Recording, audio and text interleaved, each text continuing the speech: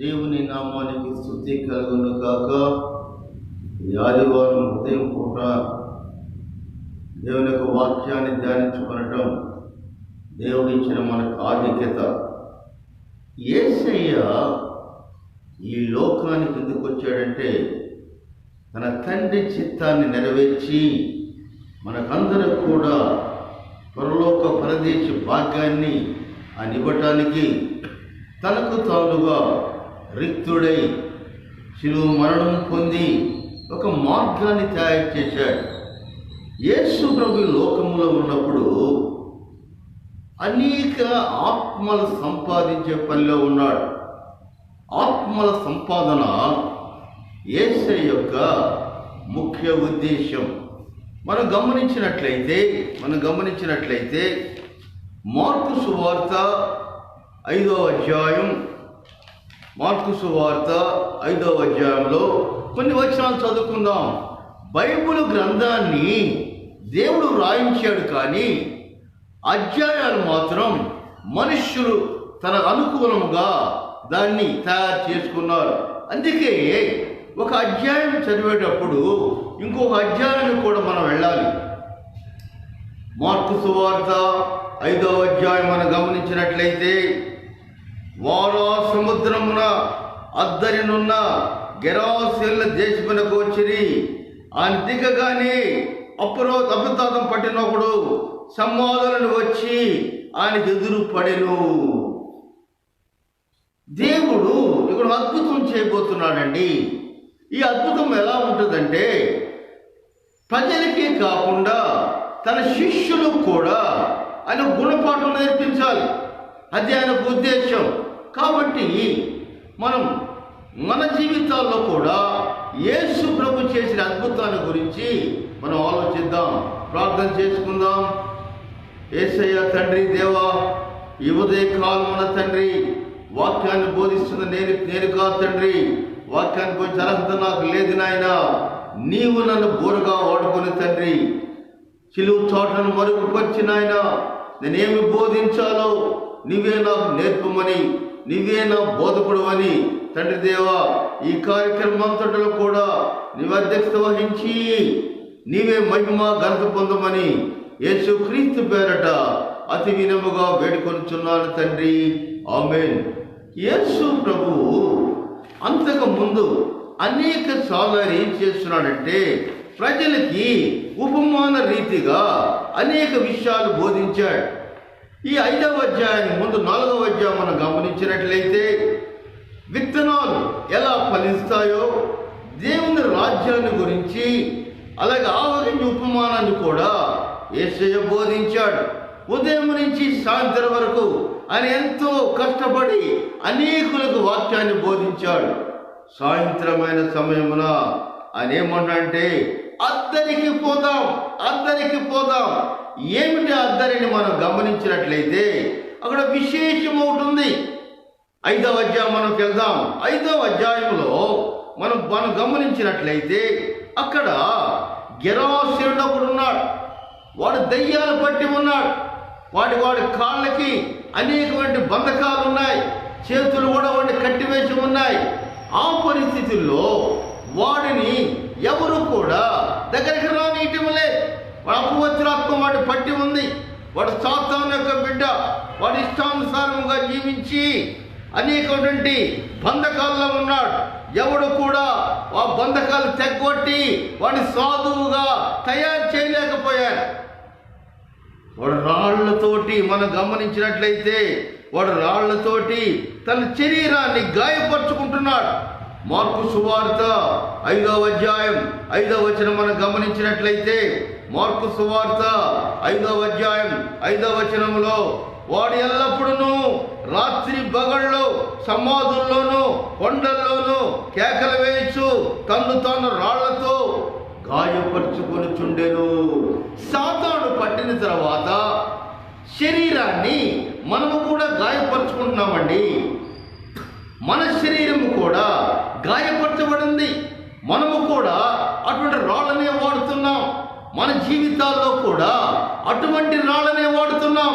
ఆ రాళ్ళు ఏమిటని మనం గమనించినట్లయితే అపోస్తలుడైన పౌలు కొరింథీయులకు రాసిన మొదటి పత్రిక 6వ అధ్యాయం 9-10 మనం గమనించినట్లయితే, అపోస్తలుడైన పౌలు కొరింథీయులకు రాసిన మొదటి పత్రిక 6వ అధ్యాయం 9-10 మనం గమనించినట్లయితే, జారులైనను, విగ్రహార్థకులైనను, వ్యభిచారులైనను, ఆడంగితనము గలవారైనను, పురుష సంయోగములైనను, దొంగలైనను, లోపులైనను, త్రాగుబోతులైనను, దూషకులైనను, దోచుకునే వారెవరు కూడా దేవుని రాజ్యానికి వారసులు కానేరు.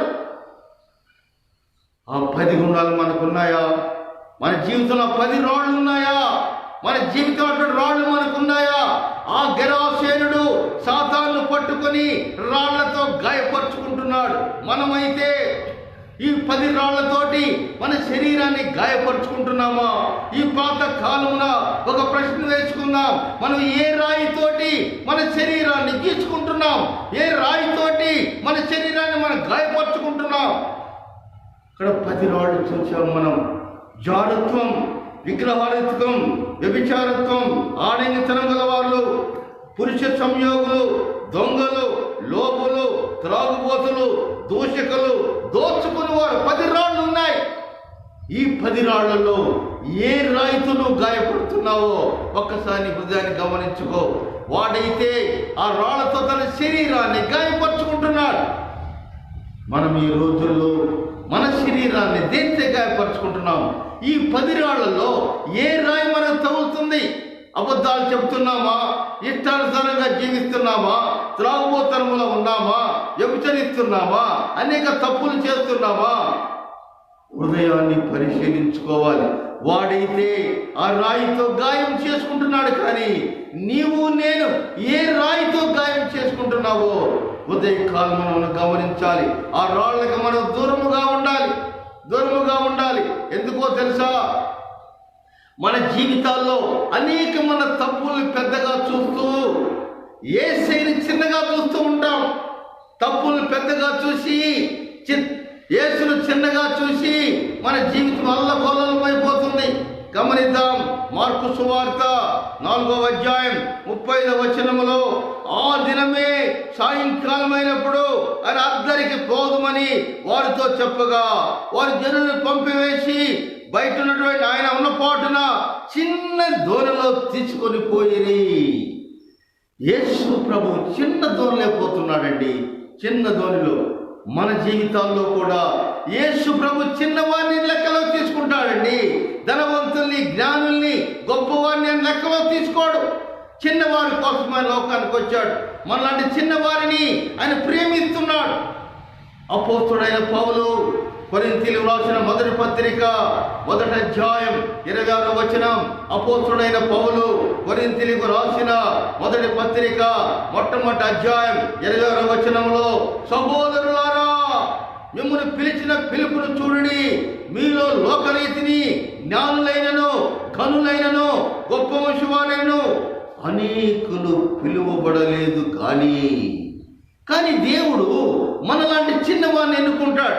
అందుకే ఆయన చిన్న దోణిలో వెళ్తున్నాడు. ఆయన వెంబడి అనేక దోణులు వచ్చినాయి, కానీ చిన్న దోణ వెళ్తున్నాడు. యేసు ప్రభు ఇక్కడ శిష్యులకి ఒక ప్రశ్న పెడుతున్నాడు, ఒక సమస్య వేస్తున్నాడు. ఎందుకో తెలుసా?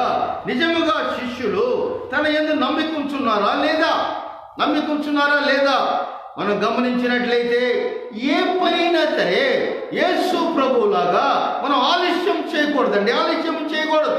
అని ఉదయం నుంచి సాయంత్రం వరకు అనేక ప్రాంతాల్లో వాక్యాలు బోధించినా కూడా, సాయంకాలం అయినా కూడా అద్దరికి వెళదాం, అక్కడ నాకు పని ఉంది అని శిష్యులకి ఆయన ఆజ్ఞ వేశాడు. ఆ రోజు సాయంకాలం అయినప్పుడు ఆయన వారితో అద్దరి ఒడ్డుకు వెళదామని గమనించున్నాడు. అద్దరి అన్ని జనులకు దేవుడు వాక్యం తినే వారి దగ్గరికి వారందరిలో కూడా దేవుళ్ళలోకి తీసుకుని రావాల్సిన బాధ్యత మనకుందండి. మన దేవుని బాధ్యత మనకుంది. అన్ని జనులంటే అపోస్తలుడైన పౌలు రోమీయులకు రాసిన పత్రిక 11వ అధ్యాయం 13-14 గమనించినట్లయితే, అపోస్తలుడైన పౌలు రోమీయులకు రాసిన పత్రిక 11వ అధ్యాయం 13-14 అన్యజనులకు మీతో నేను ఆడుచున్నాను. నేను అన్ని జనులకు అపోస్తలుడై ఉన్నాను కనుక ఏ విధమైనను నా రక్త సంబంధులకు రోషం పుట్టించి వాళ్ళ కొందరినైనను రక్షింపవలని నా పరిచర్యను ఘనపరచుకొనుచున్నాను. యేసయ్య చిన్న ధ్వనిలో శిష్యులతో పాటు అద్దరికి బయలుదేరాడు. వెనక అనేకమైన ధ్వనులు వచ్చాయి, కానీ ఆ ధ్వనులేసు ప్రభువులే. అపోస్తలుడైన పౌలు రోమీయులకు రాసిన పత్రిక 15వ అధ్యాయం 19వ వచనంలో అపోస్తలుడైన పౌలు రోమీయులకు రాసిన పత్రిక 15వ అధ్యాయం 19వ వచనంలో, కాబట్టి యెరూషలేము మొదలుకొని చుట్టుపక్కలనున్న ప్రదేశములందు ఇల్లూరుకు ప్రాంతం వరకు క్రీస్తు సువార్తను ప్రకటించి ఉన్నాడు. అనేక ప్రాంతాలకు పౌలు వెళ్ళాడు, అనేక కొత్త ప్రదేశాలకు వెళ్ళాడు, అనేక కొరడా దెబ్బలు తిన్నాడు, అనేక కష్టాలు పడ్డాడు. అయినా కూడా తన పరిచర్యలో అన్యజనులను కూడా ఆయన మార్చాడండి. ఎందుకో తెలుసా? యేసు ప్రభు అంటున్నాడు, లూకా సువార్త 15వ అధ్యాయం 7వ వచనం, లూకా సువార్త 15వ అధ్యాయం 7వ వచనం, అటువలే మారు మనసు అక్కర్లేని 99 మంది నీతిమంతుల విషయమై కలుగు సంతోషము కంటే మారు మనసు పొందు ఒక్క పాపి విషయమై పరలోకమందు ఎక్కువ సంతోషం కలుగుదని మనం గమనించాలి. ఈ వాక్యాన్ని మనం గమనించినట్లయితే ఈ ఉపమానం చెప్పిన రోజునే, ఈ యొక్క సంఘటన జరిగిన రోజునే విస్తారంగా బోధించాడు, అనేక మందికి వాక్యాన్ని బోధించాడు. రోమపత్రిక మనం గమనించినట్లయితే వినడం వల్ల విశ్వాసం కలుగుద్ది. అయితే ఈ శిష్యుల విశ్వాసం ఎంతవరకు ఉంది? ఒక పరీక్షను పెట్టబోతున్నాడు. ఈ యొక్క తుఫాను కూడా ఆయన పరీక్షలో ఒక భాగమే. భయంకరమైన తుఫాను వచ్చింది. ఆ యొక్క చిన్న ధోనిలో యేసయ్య ఉన్నాడు. ఆయన ఏం చేస్తున్నాడంటే దోనె అమరమే తలవాల్చుకొని నిద్రించుచుండెను. ఇక్కడ మనం గమనించినట్లయితే శిష్యుల యొక్క విశ్వాసాన్ని పరిశీలిద్దాం.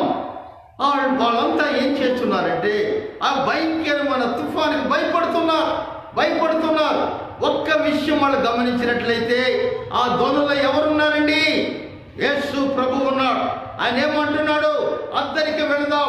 ఒక్కసారి యేసు ప్రభు నోట్లో నుంచి మాట వచ్చిందంటే తప్పక అద్దరికి వెళతామనే విశ్వాసం వాళ్ళ దగ్గర లేదు. ఈ ఉదయకాలమున మనలో కూడా ఉన్నామా? వాక్యాన్ని చదువుతున్నాం, బోధిస్తున్నాం. దేవుని వల్ల మన దేవుని యొక్క మాట వల్ల విశ్వాసం ఉందా? ఇక్కడ శిష్యులు అయితే భయపడుతున్నారు.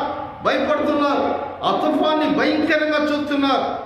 ఆయన వెంటనే లేచి గాలిని గద్దించి నిశ్శబ్దమై ఊరుకుండమని సముద్రంతో చెప్పగా గాలి అణిగి మిక్కిలి నిమ్మడమాయను. అప్పుడు ఆయన, మీరు ఎందుకు భయపడుచున్నారు? మీరు ఇంకేనో నమ్మకం లేదా? ఇక్కడ యేసు ప్రభు 2 పనులు ఉన్నాయండి. ఒకటి, తుఫాన్ని అణచడమే కాదు, తన శిష్యుల్లో ఉన్న తుఫాన్ని అణచాలి. అపనమ్మకం అనే తుఫాన్ని అణచాలి యేసయ్య. అపనమ్మకం తుఫాన్ని యేసయ్య అణచాలి. కాబట్టి ఆ యేసు ప్రభు ముందుగా శిష్యుల్లో ఉన్నటువంటి అపనమ్మకం తుఫాన్ని అణిచినట్లుగా మనం గమనించాలి. మన జీవితాల్లో కూడా ఈ కారణాల వల్లే అనేక తుఫాన్లు మనకు వస్తున్నాయి, అనేకమైన కష్టాలు మనకు వస్తున్నాయి. ఈ కష్టాన్ని తప్పించుకోవాలంటే కష్టాన్ని చిన్నదిగా చూడాలి, యేసయ్యను పెద్దగా చూడాలి. ఈ ఉదయ కాలమున ఒక విషయం మనం గమనించుకుందాం. మన సమస్యలను చిన్నదిగా చూడాలి, యేసు ప్రభుని పెద్దగా చూడాలి. ఎందుకో తెలుసా? శిష్యులు యేసుని చిన్నదిగా చూశారు, భయంకరమైన తుఫానికి గద వణికిపోతున్నారు. మన జీవితంలో అనేకమైన కష్టాలు వస్తూ ఉన్నాయి. ఆ కష్టాన్ని మనం ఎదుర్కోవాలంటే యేసు ప్రభువుని మనం మాదిరిగా పెట్టుకోవాలి. ఆయన చేసిన సేవ, తన ప్రాణాన్ని అర్పించేంత సేవ చేశాడు. ఆ సేవను మనం గుర్తించుకొని చిన్న అలల్ని, చిన్న తుఫాన్ని, చిన్న విమర్శల్ని, చిన్న కష్టాల్ని మనం గమనించకూడదు, వాటి గురించి ఆలోచించకూడదు. నీ పని సాగించుకుంటా పోవాలా. ఒక సేవకుడు సేవకైనా సిద్ధముగా ఉండాలి. అనేక సమస్యలు మన హృదయాల్లో ఉంటాయి, అనేక బాధలు మనకు ఉంటాయి. కానీ దేవుని వాక్యం ప్రకటించే బిడ్డగా ధైర్యంగా ప్రకటించాలి. ఎక్కడికి వెళ్తున్నావో, ఏ ప్రాంతానికి వెళ్తున్నావో ఆ ప్రాంతాన్ని పెద్దదిగా చూడబాక. ఎందుకంటే యేసయ్య ఒక మాట చెబుతున్నాడు, సదాకాలం నేను నేను మీతో తోడుగా ఉన్నాను. భయపడకూడదండి, భయపడకూడదు. ఇక్కడ యేసయ్య ఏమంటాడు తెలుసా? ఆ గెరాసేను దగ్గరికి వచ్చాడు. గెరాసేను దగ్గరికి వచ్చి వాడి పరిస్థితి చూశాడు. వాడు భయంకరముగా తన భయంకర బాధలో ఉన్నాడు. వెంటనే ఆ గెరాసేనుడు ఏమంటాడో తెలుసా? మార్కు సువార్త 5వ అధ్యాయం 7వ వచనం. మార్కు సువార్త 5వ అధ్యాయం 7వ వచనం. యేసు, సర్వోన్నతుడైన కుమారుడా, నాతో నీకేమి పని? నన్ను బాధపరచకమని దేవుని పేరట నీకు ఆనపెట్టుచున్నాను బిగ్గరగా కేకలు వేశాడు. వాడిలో ప్రేతాత్మలు ఉన్నాయి, వాడిలో సాతాను ఉన్నది. వాడు దేవుని కుమారుడు చూడలేకపోతున్నాడు. అందుకే యేసయ్య వాడి ఆత్మ కోసం అద్దరికి వచ్చాడు. అనేక పనులు మానుకొని అతని కోసమే అద్దరికి వచ్చాడు. అద్దరిలో అతని ఆత్మని దేవుడు సంపాదించాలి. వెంటనే యేసయ్య ఏమన్నాడు తెలుసా? అపవిత్రాత్మ, ఈ మనిషిని విడిచిపోమ్మని వారితో చెప్పాను. చెప్పి వెంటనే ఏమన్నాడు తెలుసా? నీ పేరు ఏమిటి? నీ పేరు ఏమిటి అని అడుగుతున్నాడు అపవిత్రాత్మని. ఎందుకో తెలుసా? ఈ పేరు గురించి మనం గమనిద్దాం. ఆది కాండం 27వ అధ్యాయం 18-19 వచనాల్లో, ఆది కాండం 27వ అధ్యాయం 18-19 వచనాల్లో యాకోబు తన తండ్రిని మోసం చేశాడు. నీ పేరేమంటే? నా పేరు ఏశావు అని చెప్తున్నాడు. తన పేరును చెప్పుకోలేదండి, పేరును చెప్పుకోలేదు. తన అన్నని జ్యేష్ఠత్వాన్ని దొంగిలించాడు. అందుకే మన పేరుని కరెక్ట్గా చెప్పుకోవాలి. అటువంటి యాకోబు దేవునితో పోరాడి, మనుషులతో పోరాడి, ఆది కాండం 32వ అధ్యాయం 20వ వచనం మనం గమనించినట్లయితే, ఆది కాండం 32వ అధ్యాయం 20వ వచనంలో ఆయన నీ పేరేమనడుగా అతడు యాకోబు అని చెప్పాను. మారు మనసు పొందాడండి, మారు మనసు. మొట్టమొదటిగా నా పేరు ఏశావు అని చెప్పినటువంటి యాకోబు ధైర్యముగా నేను యాకోబు అని చెప్తున్నాడు. అందుకే దేవుడు ఏమంటాడు తెలుసా? నీవు దేవునితోనూ మనుష్యులతోనూ పోరాడి గెలిచింది కనుక ఇక మీదట నీ పేరు ఇశ్రాయేలు. దేవుడు బహుమానం ఇస్తున్నాడు. మనం ఎన్నడూ కూడా పేరు అబద్ధం చెప్పకూడదు. ఇక్కడ అబద్ధం చెప్పామంటే దాంట్లో మోసం ఉందని మనం గమనించాలి. ఇక్కడ వీడు ఏమంటాడు తెలుసా? ధైర్యంగా చెప్తున్నాడు, అయ్యా నా పేరు గెరాసేనుడు, నా పేరు సేన అని ధైర్యంగా చెప్తున్నాడు. ఆ విషయాన్ని మన జీవితంలో అమలుచుకున్నట్లయితే ఇంత ధైర్యం మనకు ఎక్కడుందో తెలుసా? మన పనిలో మనకు ధైర్యం ఉంటుంది.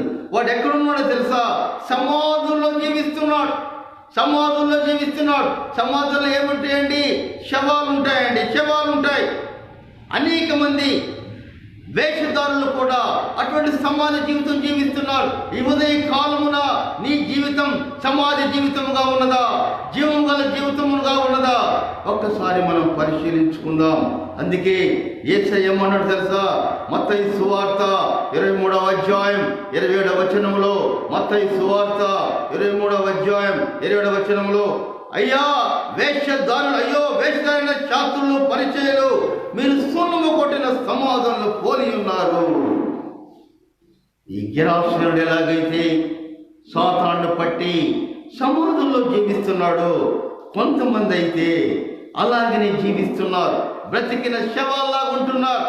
అనేక ప్రాంతాలకు వెళ్ళి వాక్యాలు చెప్తారు, కానీ వాళ్ళ జీవితంలో వెలుగు లేదు, వాళ్ళ జీవితంలో రక్షణ లేదు.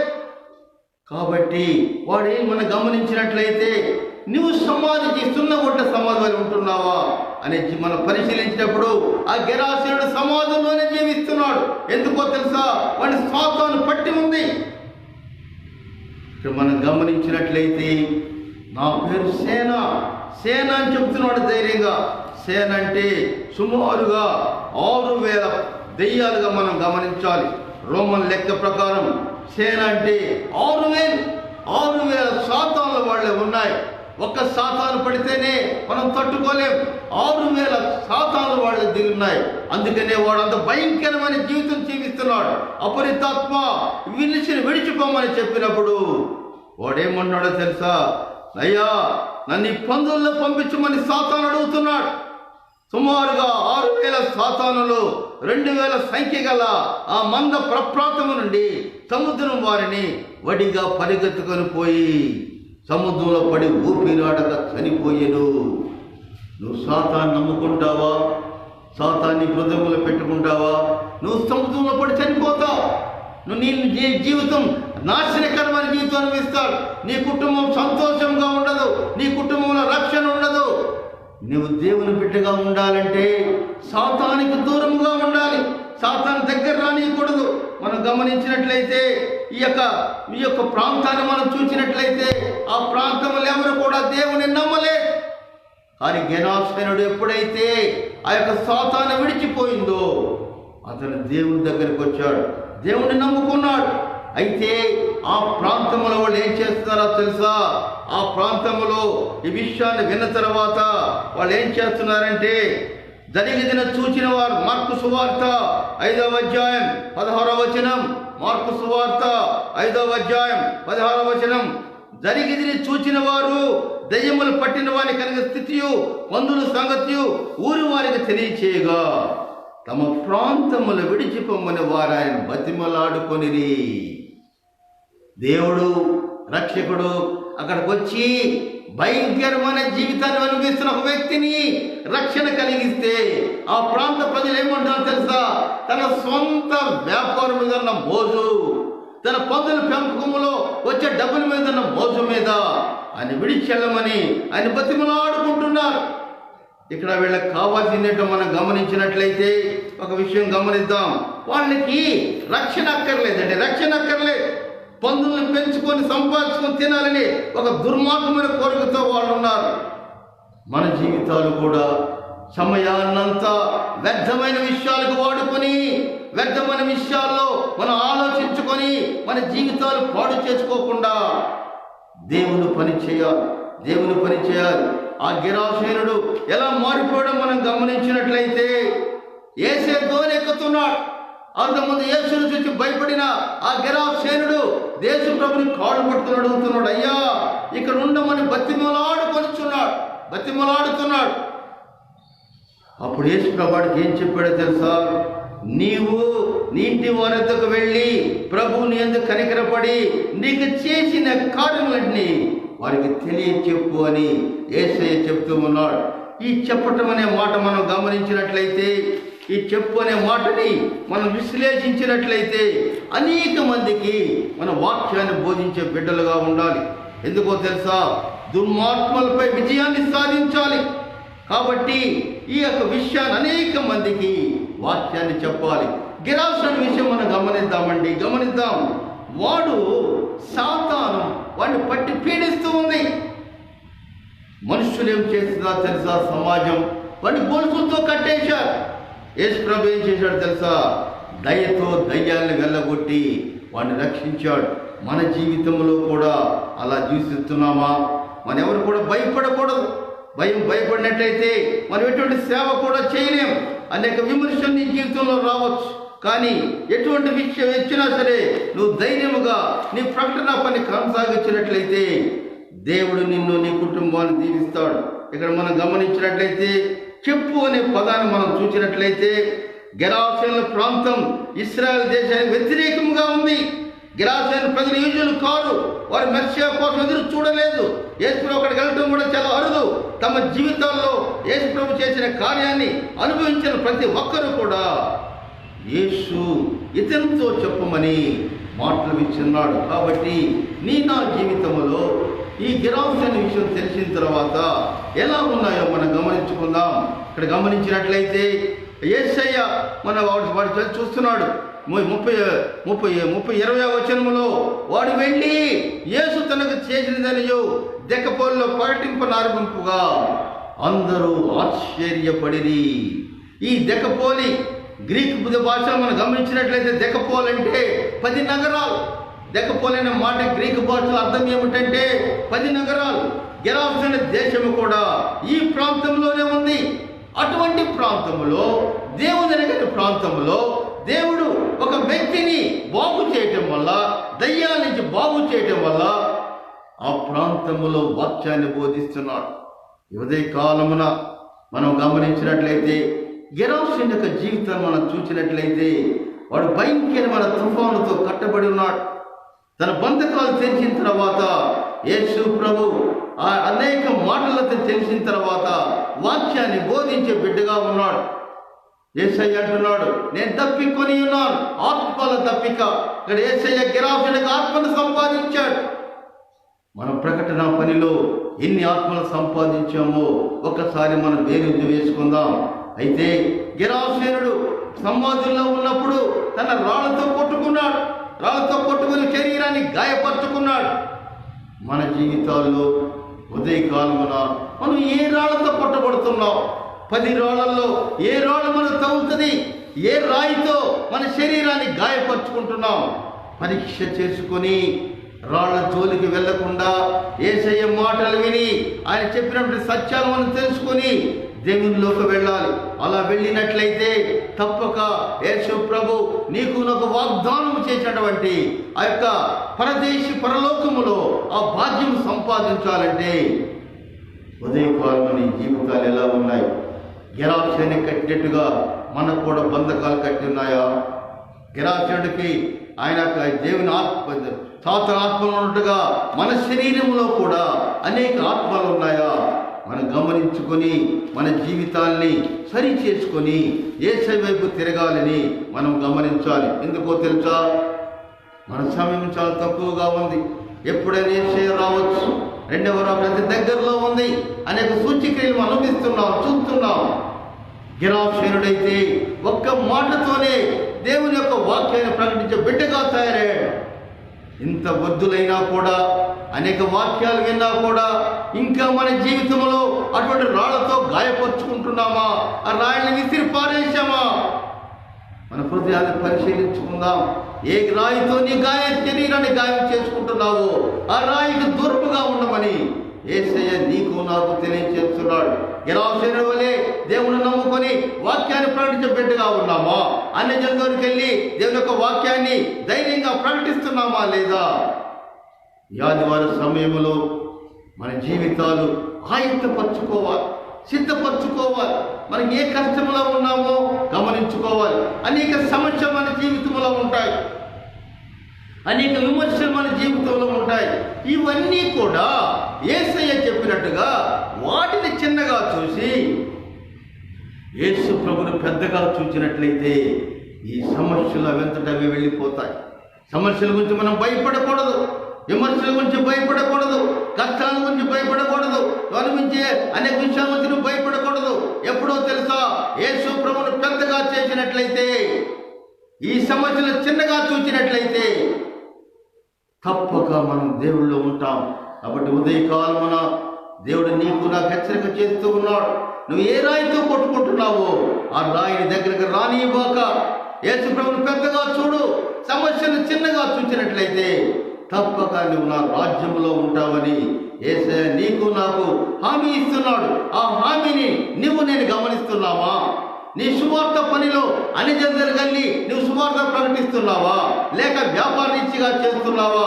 అక్కడ యేసయ్య వచ్చి ఆ ప్రాంతంలో గిరాసుని రక్షిస్తే, అయ్యా ఈ ప్రాంతం నుంచి వెళ్ళిపోమని అడుగుతున్నాను. ఎందుకో తెలుసా? రక్షకుడు అవసరం లేదు వాళ్ళకి వ్యాపారం కావాలి. యొక్క మతాన్ని వ్యాపారానికి వాడుకోకుండా అనేక ఆత్మలు సంపాదించి అనేక మంది దేవుని దగ్గర తీసుకెళ్లే బిడ్డలుగా ఉండాలని మన జీవితం కూడా అటువంటి పని చేస్తూ చివరిగా మనం గమనించినట్లయితే ఈ లోకంలో సమస్యల్ని చిన్నవిగా యేసు ప్రభువును పెద్దగా చూసినట్లయితే మన జీవితం ఆయనకు అనుకూలంగా ఉంటుందని గమనించుకొని అలా ఆయత్తపరచాలని యేసు క్రీస్తు పేరట అతి వినముగా వేడుకొనుచున్నాను. మనం గమనించినట్లయితే నీ సమస్యని దేవుని మీద వేయి, ఆయన తీరుస్తాడు. కాబట్టి యేసుని పెద్దగా చూడు, విశ్వాసముతో చూడు. విశ్వాసము లేకుండా దేవునికి ఇష్టడై ఉంటా అసాధ్యం. అసాధ్యాన్ని సాధ్యం చేసుకోగలవా? నువ్వు దేవుని దగ్గరగా రాగలవా? దేవుని ప్రేమించగలవా? నువ్వు ప్రేమించినట్లయితే నీ సమస్యలు చిన్నగా చూడు, యేసు ప్రభుని పెద్దగా చూడు. దేవుడు తప్పక మనల్ని దీవిస్తాడు. ప్రార్థన చేసుకుందాం. కృపా సత్యవంతుడైన దేవా, యేసునాయన మా తండ్రి, ఈ ఉదయకాలం ఉన్నాయన అనేక విషయాలు తెలుసుకున్నాం తండ్రి. నీ గ్రంథము ద్వారా, నీ బైబిల్ అనేక విషయాలు మా బోధకుడు మాకు తెలిపేవు తండ్రి. మా సమస్యలు మేము చిన్నగా చూసేట్టు బిడ్డలుగా మమ్మల్ని తయారు చేసి అయ్యా నిన్ను పెద్దగా చేసి నిన్ను ఘనపరిచే బిడ్డలుగా ఉండాలని మా కుటుంబంలో ఆస్వాదించమని తండ్రి దేవా. ఎవరైతే ఈ ప్రాంతంలో తన సొంత వారిని కోల్పోయారో ఆ కుటుంబాలను ఆదరించు నాయన. తల్లిదండ్రులు పోయిన బిడ్డల్ని ఆదరించు తండ్రి. అనేక గాయాలు కట్టుబడి ఉన్నాయి తండ్రి. ఆ కుటుంబంలో గాయాలు మార్చి మనుషులమైన మేము ఆదరించలేము, కానీ నువ్వే ఆదరించి కుటుంబాన్ని ఆదరించమని తండ్రి దేవా. ఎవరైతే ఈ ప్రాంతంలో అనేక కష్టాలు నష్టాల్లో ఉన్నారో, అనేక సమస్యలు ఉన్నారో వాళ్ళ కుటుంబాన్ని మొత్తి వాళ్ళు స్వస్థపరచమని, వాళ్ళకి కావాల్సిన మీరు అనుగ్రహించమని, అలాగే తండ్రి ఇంత చక్కటి పరిచర్య చేస్తున్న సీసీఐ బిడ్డలు దీవించి వారి కుటుంబాలను ఆశీర్వదించమని, ఈ దినశంత మమ్మల్ని నింపమని యేసుక్రీస్తు పేరట అతి వినయముగా వేడుకొనుచున్నాను తండ్రి. ఆమేన్. పరలోకమందున్న మా తండ్రి, నీ నామం పరిశుద్ధపరచునుగాక, నీ రాజ్యం మాకు వచ్చునుగాక, నీ చిత్తం పరలోకమందు నెరవేర్చినట్లు భూమి మీద నెరవేరునుగాక. మనది నా ఆహారం నేడు మాకు దయచేయము, మరణస్తులను క్షమించిన ప్రకారం మరణములను క్షమించము, మమ్మల్ని శోధనలు తేకుండా కీడిని తప్పించము. ఎందుకంటే రాజ్యము, బలము, మహిమ నిరంతరము నీవైనావు తండ్రి. ఆమేన్. సమస్త జ్ఞానం ఇచ్చిన దేవుని సమాధానం యేసుక్రీస్తు వల్ల మన హృదయములకు, తలంపులకు, ఇంత చక్కటి కార్యక్రమం జరిపిస్తున్న బిడ్డలకు, మనం విన్న వారందరూ కూడా కావలి ఉండునుగాక. ఆమేన్.